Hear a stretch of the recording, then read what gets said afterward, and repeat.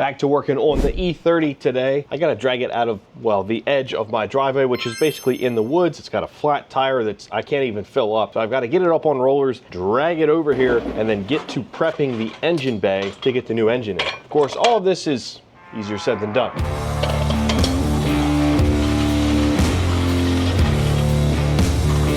This car was not going to be the easiest to move, and I couldn't move it on the destroyed tire, so I had to get it up on these casters.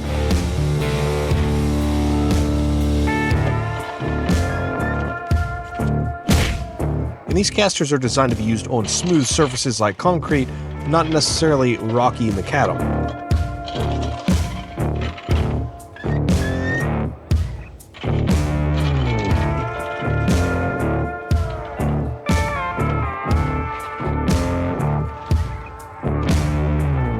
But eventually I prevailed and got the car moved, though it wasn't easy. I think that's good enough. Now let's take a look at what we're working with. This car's pretty dirty, though it was under a car cover, but it was still out in the weather, and there is a lot of work to be done in the engine bay to prep it for paint. So this thing needs a good cleaning inside and out. It also needs the engine bay to be completely painted before I can shove that engine in there. Luckily for me, I already did 90% of the prep work in the engine bay, and then I gave up and moved on to other projects. They ask you how you are, you just have to say that you're fine. I already filled in a bunch of the holes that didn't need to be there. I removed some bracketry that didn't need to be there, filled in those holes, bondoed it, sanded it. It's pretty much good to go. It's primered. I just got to sand it down again, touch up any spots that need touched up, and we can spray it. I also got to clean the inside of the car too, because it's been sitting for decades and it's accumulated some bugs and things. It pains me that this car has sat outside in the weather for the last 2 years, even though it was covered. Luckily, the inside didn't really take any damage. It's just a little dirty, a couple bugs in there, and a little bit worse for wear, but nothing that a little scrubbing won't take care of. The outside needs a lot of help as well.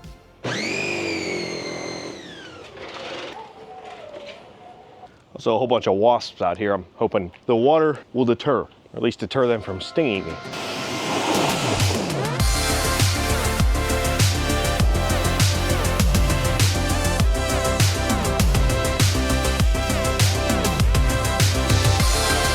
Its first wash in about 2 years, definitely long overdue, but definitely satisfying. I just wait until we clean up the inside as well and get that engine bay looking like new, or actually a lot better than new.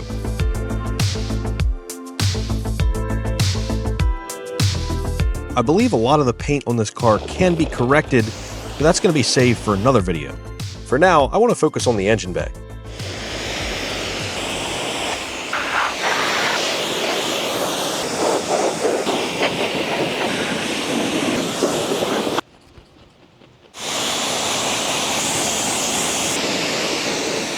I got some new detailing supplies from Underdog. Really great packaging, great heavy-duty nozzles, and this is an iron fallout remover. I'm going to use this on the engine bay, try to get this as cleaned up as possible.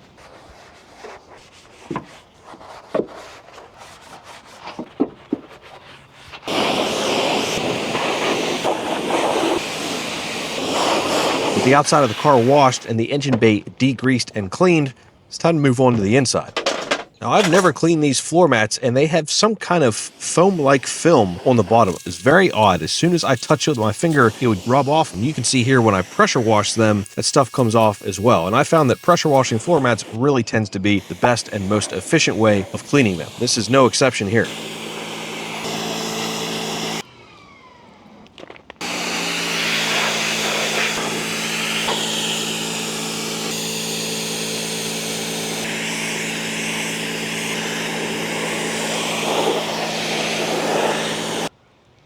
The floor mats needed some love, but honestly, I think the carpets just need a vacuum. I don't think they need a scrub or a carpet cleaning.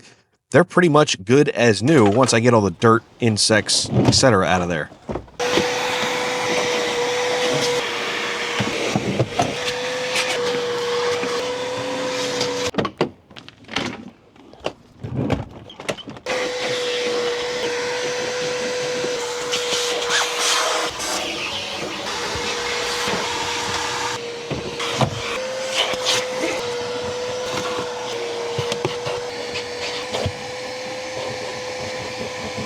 I, like 99% of the world, do not like dash covers in any way, shape, or form. However, this dash cover protected this dash perfectly. Have you ever seen an E30 with a perfect OEM dash? Because I sure haven't.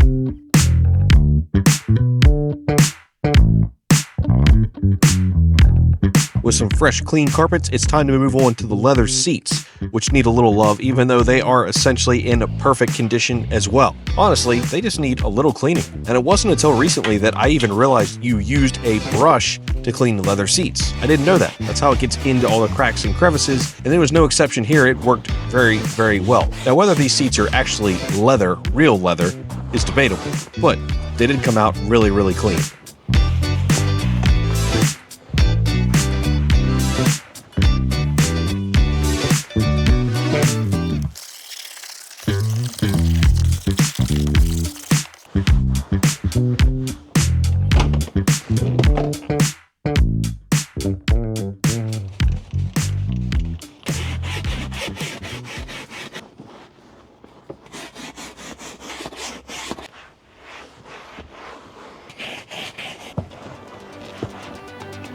Not a mark on any of these seats. Now, I didn't condition the leather because this isn't a full interior detail. This is basically just get it as clean as possible, as quickly as possible, because we've got a lot of other things to do to this car before we worry about making the inside absolutely perfect.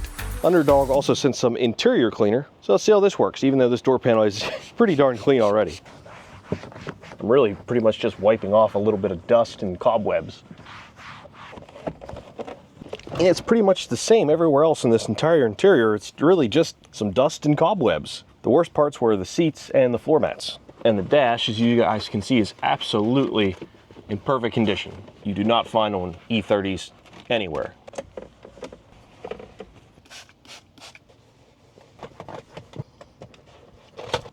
And like the rest of the interior, this is just a quick cleanup.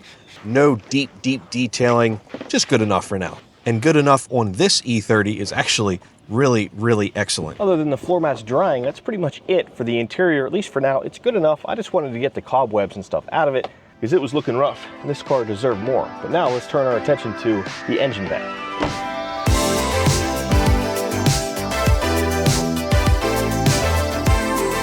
While the interior looks excellent, the engine bay does not. We have accumulated a little bit of rust on the top of the fenders where there's no paint, so that needs to be corrected. There's a little bit of metalwork that needs done, a little extra sanding, maybe a tiny bit of body work, and then a lot of paint prep all around to include taping things off, making sure everything is scuffed, getting the wire harness out of the way, plugging holes, etc. It's going to be a lot of work before I start laying down base coat.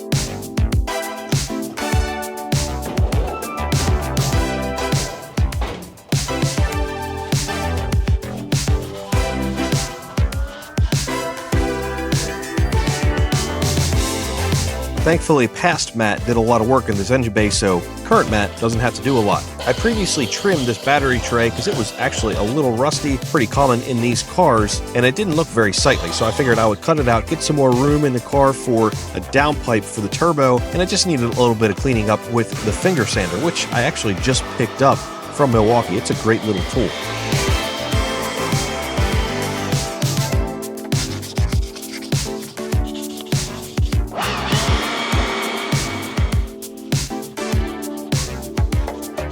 Since I did some sanding, there was some bare metal, just a little bit of paint prep, and then some primer. We'll have those parts ready for some base coat.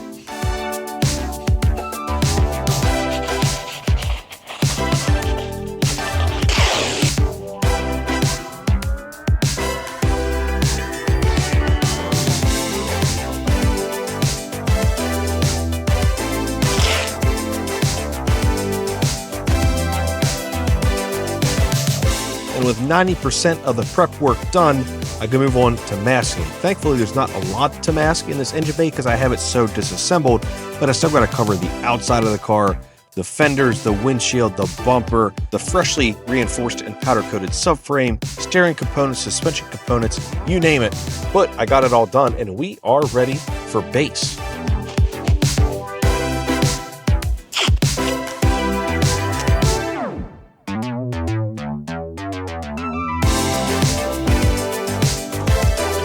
That is, of course, after a little cleanup because I've made quite the mess outside. And outside is where I'm going to be painting this.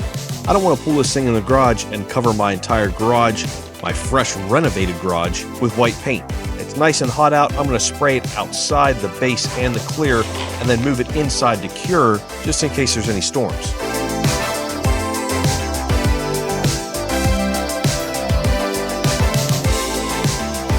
And just like that, this thing is like 95% ready to spray tomorrow. So I got to get the base coat with clear coat, do some final cleanup, and we're good to go. All I have to worry about is if it rains. There's a chance of it raining tomorrow. I hope not.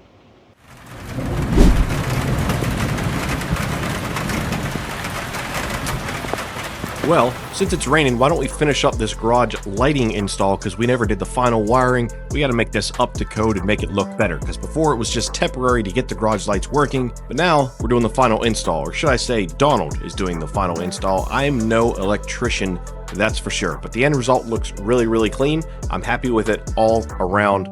If you haven't checked out the garage video, make sure to do it. It's a good one.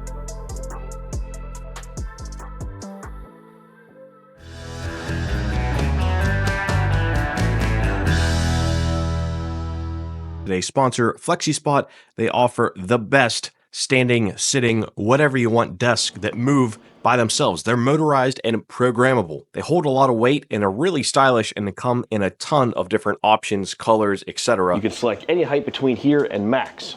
And with 4 posts, this thing is super, super sturdy. And if you don't believe me, I'm 200 pounds. This thing lifts me like, well, it lifts like there's nothing on the table at all. Even when I'm on here, well, I can't rock it in any direction, even at max height. Like, this thing like hardly even wiggles. It is the sturdiest desk, let alone the fact that it moves up and down. This is their E7 Plus premium standing desk, and I use this all the time. I also have another one in my office. And it's really great for when you don't want to sit at a chair. Sometimes you just want to stand. It's better for your back, posture, etc. When you do want to sit, I use their office chair, their C7, and it's really comfortable and actually has a footrest if you want to use it. And if that wasn't enough, they also offer recliners like this XRC5. This is an oversized recliner that has heated and massaging functions. Well, this is pretty darn nice. What do I got here? I got all sorts of massaging. Oh, there's the back. So when you want to take a break from working on your desk, you just plop down on this big old recliner and chill. I might take a nap. See you guys in a bit. I've got links in the description box for all these products. Huge thanks to FlexiSpot for sponsoring another video. How am I going to paint the engine bay, you ask? Well, I'm using spray paint. Yes, I know it doesn't sound right, but I think this is the way to go. This is pre-mixed Alpine White spray paint from Touch Up Direct. It should be a exact match. And then I'm going to use some 2K clear coat over top of all this. It's a little more convenient than using a spray gun, and I actually couldn't get paint from my local paint shop like I had before. They don't really offer it anymore. So I'm going to try this, and hopefully it turns out nice.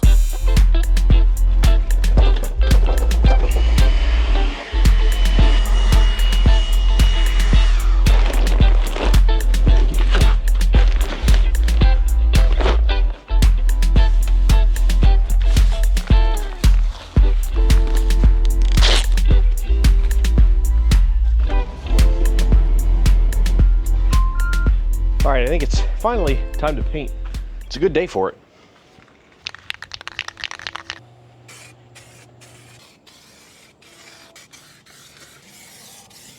The first coat, I'm obviously going very, very light here to make sure we have good adhesion. The second, third, fourth coat will be a little heavier.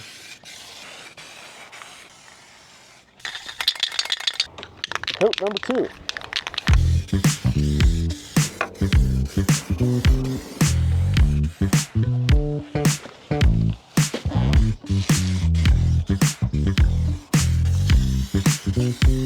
Coat 3. I feel like I don't have enough paint.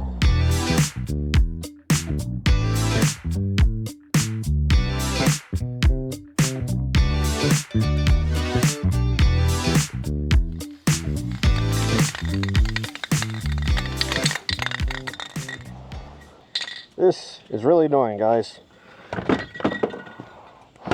This paint took over a week to get here, and 3 cans wasn't enough, so now I gotta order more and wait like a whole nother week.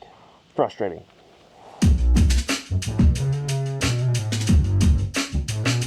probably could have gotten away with just the paint that's on here, but if you look closely, you can see it's kind of splotchy, if that's the right word. It's not an even coat. There's not even coverage everywhere. So I've got to go order some more paint and sit around and wait.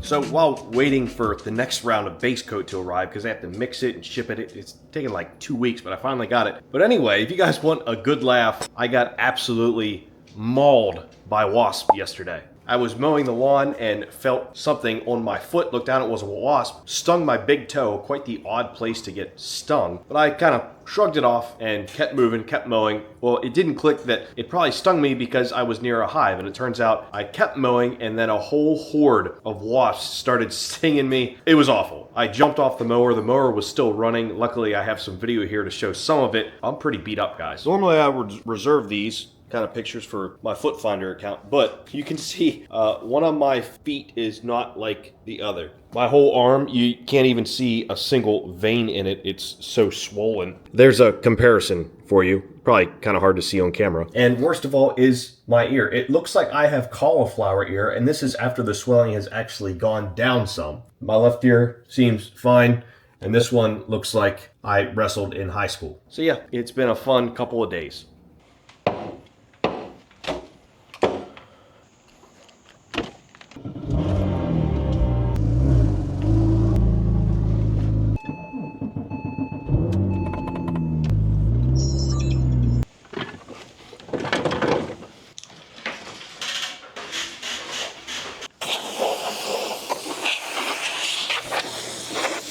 Couple weeks later, and I've got more cans of Alpine White. So this is going to be 5 total cans just to do the base coat in this engine bay. Luckily, it's all pretty much coated. I just need to make sure I get in every nook and cranny and make everything nice and even, because it's not even right now. That's why I needed this. I couldn't clear coat it how it was, but I'm glad I didn't.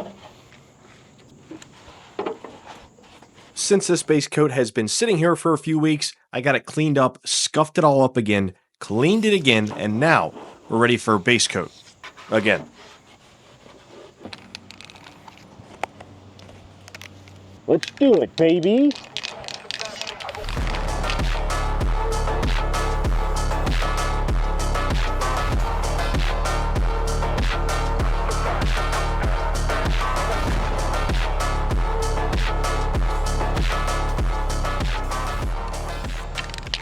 The first coat's looking really nice. Time for a second.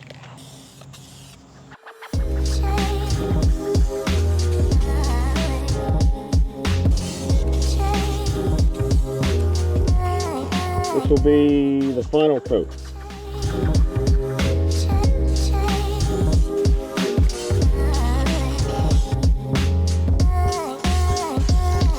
It's gonna wait 30 minutes and then it's time for clear. So with all however many coats of base I ended up putting on there because I had to do it so many different times, we're ready for clear coat now.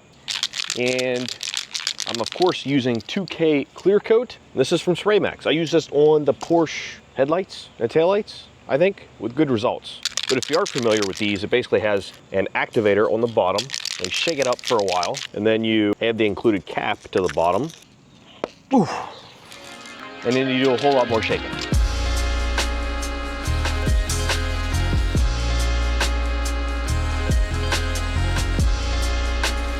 Well, the first coat of clear is looking good.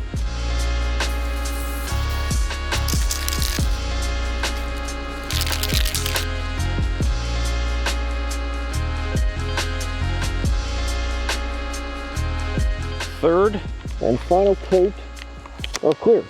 So far so good. I hope it finishes just as well as it started. That's all she wrote. We'll check in tomorrow and look at the finished product and start putting this thing back together.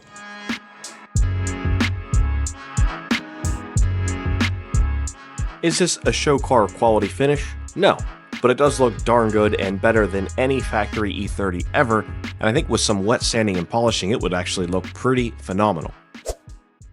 This paint is nice and cured and it is bright, shockingly bright. It's actually hard to see anything, but I've got a lot of work to do before I reveal the final product anyway.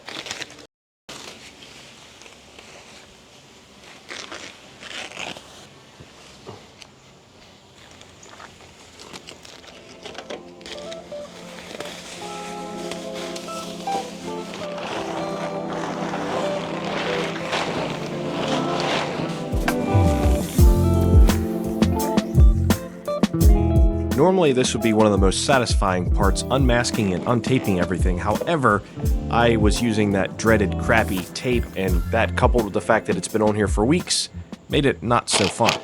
And before any of you guys say anything, yes, I know I painted over these top hats. Well, that's because they're gonna get replaced. So I didn't care if they got white paint on them.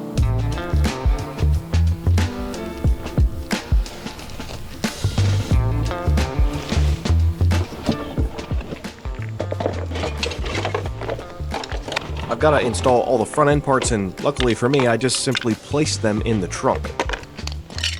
Now I just have to remember how all this stuff goes together.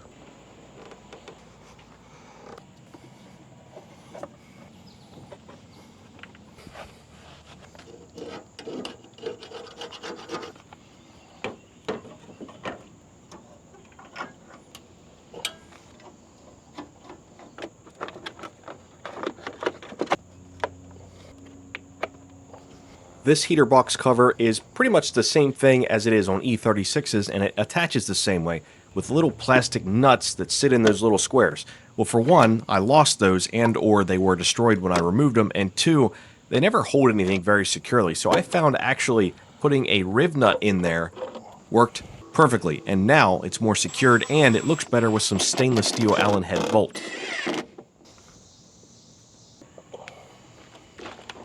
I've got the headlight buckets to install, but I think I actually used the headlights on a different E30, so they're missing.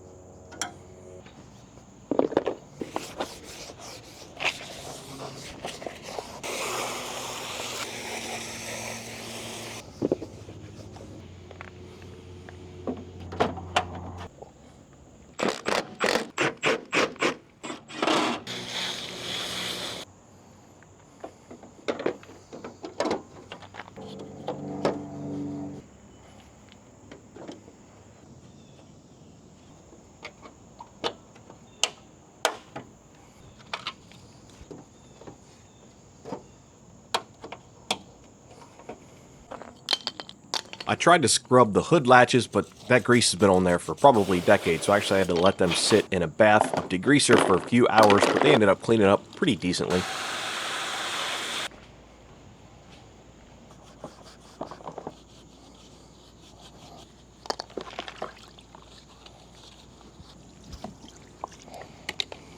I tried to clean the hood spring assembly, but it's just, well, has some crappy OEM paint on it, and really couldn't get any nicer.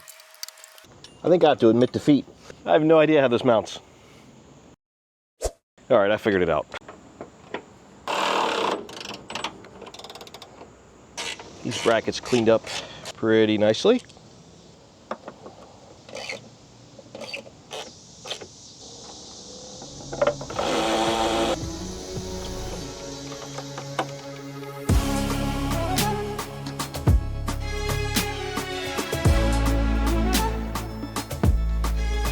And here's a look at the engine bay mostly assembled. Next up, the hood. So since I'm a one-man band here, I think the reverse style hood is actually going to help.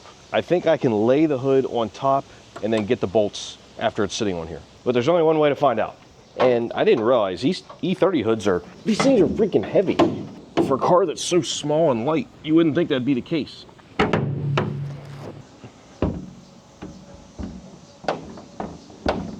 I think that's going to work.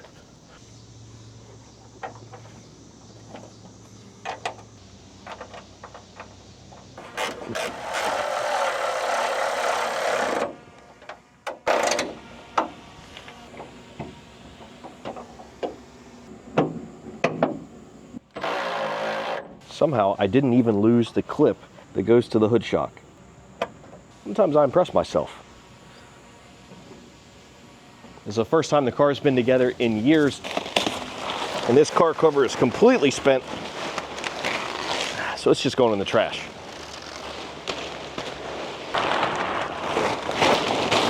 And no, those wheels are not going in the trash. There's still some other things I need to do in the engine bay. I need to get rid of all the rest of the adhesive from the tape being on there for weeks and weeks at a time, but I'm not going to do that now because I don't want to risk getting some kind of goo remover or cleaner or something splattered in the engine bay and ruining that new paint. I want to let that cure for a while and then get all that crap off there. And then afterwards, I want to move on to, well, basically making the inside look as good as possible.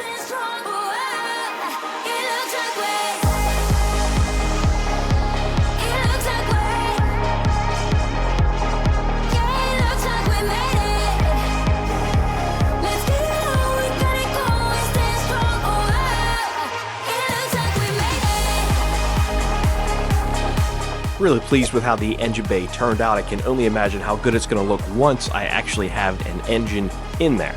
Thanks for watching, guys, and thanks to FlexiSpot for sponsoring another video. Their desks are truly awesome.